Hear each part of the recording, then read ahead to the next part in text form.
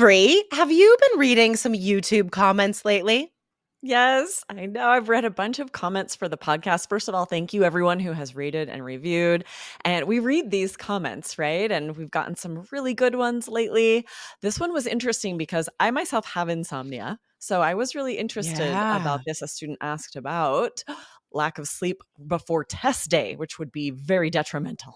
Yes. So we have a bunch of tips and ideas for you guys on how to make that night before the exam as relaxing, as beneficial as you can, and how to get good sleep before test day. We have tons of ideas for you guys today, but stay until the end because I have a new idea for you, something I am doing right now that has really helped me get better sleep. So stay until the end for my own little personal tip here. Okay, awesome. So, guys, definitely check out our YouTube channel if you're not watching us on there already. As you are going to hear in this YouTube question, that's great. We have great material here on the podcast and on YouTube. So hit follow or subscribe right now, guys. All right, Aubrey, do you want to read the student's question? Yeah, here we go. So they said, "Hello, Aubrey and Jessica. I took my IELTS test on Friday and obtained an overall score of 8. Amazing. Congratulations, first of Amazing. all. Listening 9, reading 8.5, writing 7, and speaking 7.5. I wanted So to share." I amazing. know, Oh it's my so awesome. gosh. Pause to celebrate those awesome scores. This is seriously awesome. I wanted to share the joy of this accomplishment with you, the best English teachers in the world, and express Oh, my gratitude for all of your guidance. Thank you. This is so sweet.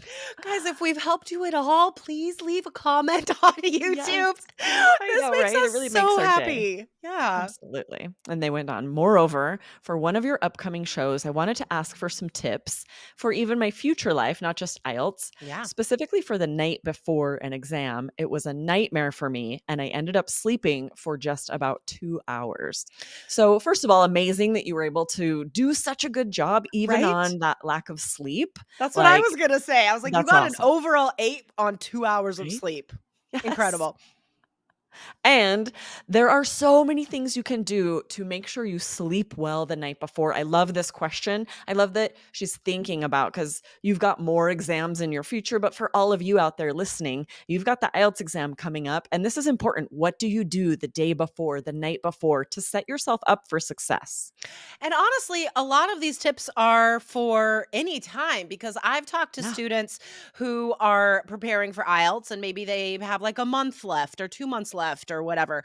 And they're so anxious about their IELTS exam that they're already having trouble sleeping. So, really, today's tips are just for overall, let's bring down that anxiety level, but especially the night before the exam. For more tips, guys, we did another episode related to this IELTS Energy 1149 3 ways to change anxiety to excitement on test day. So definitely check that episode out, guys. Scroll up. Again, hit follow or subscribe so you don't miss an episode. Okay, so let's get into our amazing tips for how to handle the night before the big day, the night before your exam. What's the first tip, Aubrey? Yeah, first, it's really important that you don't do any test practice the night before, right? Cramming is never a good idea for an exam, especially an exam like IELTS, where there's nothing that you're going to like really learn or retain cramming the night before that's Yeah. going to help you on test day. You have done the work, you are ready. You should not be cramming the night before. Exactly, guys. Exactly. It's not going to help you. It's just going to stress you out more. Like, what if Yes. you do some reading practice and you get a bunch of questions wrong or something? Like, just like Aubrey said, guys, if you're preparing correctly for IELTS, which I think you guys are, you're listening to this podcast, so you're committed to your practice, then you're not going to do anything to change your score the night before your exam, right? So, to lessen anxiety, to help you sleep, and for the reason that it won't even help you, just stay away from any sort of test practice the night before your exam, right? Now, the next thing is to do something relaxing. Now, we have a lot of ideas here because it really is personal, right? It varies from person to person. What is relaxing to you? Like maybe you and I, Aubrey, maybe we would choose different things. I don't know. I think it kind of depends on if you're an introvert or an extrovert. Like, I'm an introvert, so being around people exhausts me. I love being around people, but it makes me very tired. So I would not socialize the night before my exam because that would make me tired, right? Yeah. The most relaxing thing I can do is just read a book that I love, just like Yeah. a novel, right? Something that's not taking a lot of brain space. I just feel good. I'm relaxing. Something like that would be perfect for me the night before an exam. Yeah, totally. I would not cook. I would No. order in like delivery, like pamper yourself the night before Yeah. your exam. You know what I mean? Like I would maybe like paint my nails, do a facial, take a bath, watch a movie, order some Grubhub or something like like live like a queen the night before your exam. Really, really spoil yourself. I think Well, and that not only it gives just you better really makes sleep, but it sense. makes you feel good. Yes, because imagine when you have done that, you've had these like self-care nights, the Yeah. next day you feel great. Whether Yeah. you have an exam or not, you're Right. refreshed, you feel amazing that morning. So that makes sense that that's what you should be doing the night before. Totally. And if you're an extrovert and you do get energy from being around other people, I have a little suggestion for you guys. Ask a friend to come over. Maybe you guys can make dinner together, or maybe your friend could bring you dinner, whatever. And ask your friend to act like the examiner and do some silly speaking practice. I think this accomplishes a number of things. First of all, it takes pressure off of the next day. So when you do get in front of the examiner the next day, you're already smiling. Like, you already have a little giggle inside remembering the night before, So it relaxes you. It helps you to have fun in front of the speaking examiner. And I think also just speaking English with your friend, making it silly, making it lighthearted. I think that will take away a lot of the anxiety that might stop you from sleeping. Yes, perfect, right? You can have it be just funny, silly questions. Would you rather? Yeah, Just to be like totally. speaking English where you feel like, okay, I'm still keeping myself warm, but in a very fun, lighthearted way. Totally. All right. So we have some advice about the alarms you set. Aubrey, can you talk about the alarms?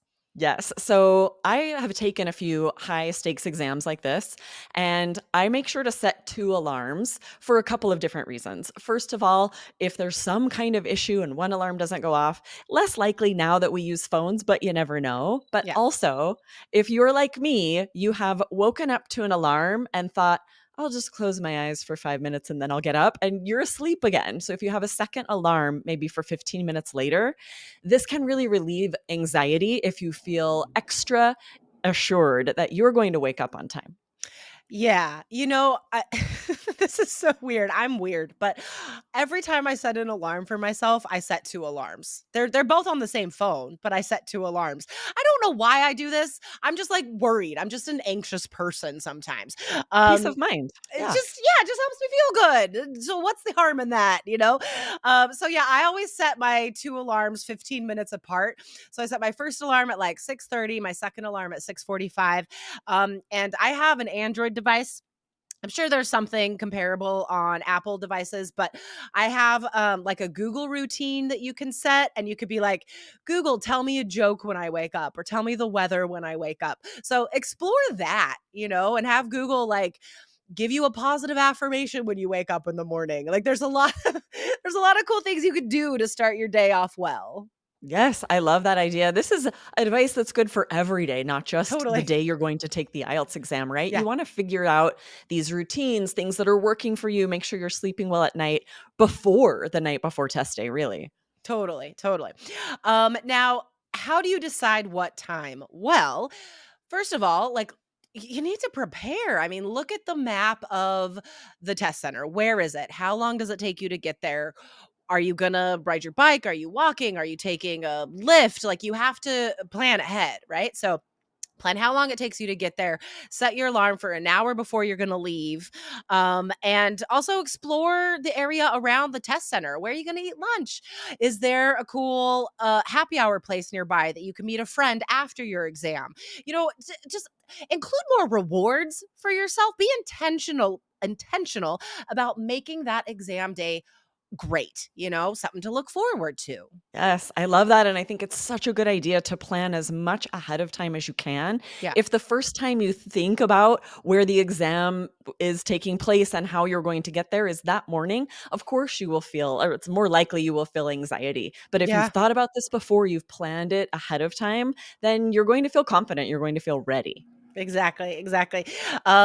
Here's an idea that I got from one of my friends. She she likes to write positive messages to herself on her bathroom mirror, so she sees them every time she goes to the bathroom. I love this idea, guys. If you have some sort of positive affirmation, and the positive affirmation could be anything that makes you feel good, right? Like you are a confident, beautiful human. Your English is fantastic. You are going to get an 8 on IELTS. Like whatever your positive affirmation is, you can write it directly on the mirror in lipstick or, erasable marker, or you just write it on a piece of paper and hang it up there. But definitely, guys, put up a positive affirmation for yourself that you're going Yes. to say out loud the next day. I love this. We know positive affirmations work. If you Yeah. haven't tried them yet, try them because they will work. Watching the Olympics, I saw like a lot of people you could see them and kind of hear them saying, "You got this. You got this." I'm I like, love it. and they're successful Olympic athletes. So Yeah. we know it works. That's awesome. That's so cool. All right, Aubrey, we have two more here. And remember the last one, I'm going to tell you my new secret weapon to getting good sleep. But Aubrey, what is the next tip? Yeah, meditate, especially if you are a person that finds this very relaxing, very grounding. Yeah. You could meditate the night before or the morning, right when you wake up. I know a lot of people love a morning meditation, Yeah. but if you're not into that, what relaxes you? Go for a run, take your dog to the dog park, maybe watch a movie, go to the gym. If you like to cook, maybe you would want to make a big dinner. This is going to be Yeah. so personal for each person, but it's definitely Exactly. something you need to have thought about ahead of time. Yeah. Know what relaxes you, what helps you get rid of that anxiety. So, and then do that the night before. Exactly, guys. Don't feel bad about doing healthy things that make you feel good. I think that's another thing, side note, just to get Totally. rid of. People if they feel bad about taking self-care time, because it's time away from studying for IELTS. It's time away from being a parent, being a worker, whatever. Take this time for yourself. Don't feel bad about it. All right, this last tip, guys. Now, there's a number of things that have helped me and other people get good sleep over the years. Melatonin has worked for me in phases, right? um Sleep stories, just turning on sleep stories in an app or something has helped me to fall asleep. Now lately, what has been the trick for me is cold plunges. I really want everyone out there to try this. It is this whole other way of balancing your nervous system, which takes away anxiety, which helps you to sleep. So after a hot bath or shower, guys, flip that handle all the way to cold. Be under that freezing water for at least 30 seconds. It is amazing, guys. It is a feeling like no other. Talk about an escape. You can't think of anything else because you are freezing. And it really just resets all of your systems, guys. So, definitely, I encourage you guys to take a cold plunge. Try it now. If it works for you, do it before the exam. Well, I the love night this before. idea, and to realize that you don't have to have like you don't have to buy like these cold baths and things. Yeah. You can just do this in the shower with the Yeah. water on very cold for the same effect. It is powerful, guys. That's Please awesome. try it. Leave a comment on this video if you've tried any of these things. And if you have questions, write to us support@allearsenglish.com. Oh my gosh, what it's a chock-a-block episode with gems today. Yes, so much great advice. I'm excited for you guys to be ready to really set yourselves up for success by lowering that anxiety the night before the exam. However you find is the best way to do that. Yes, awesome. All right, Aubrey, thanks for the chat today and the ideas, and I'll see you on Friday. Awesome. See you Friday. Bye Bye. guys.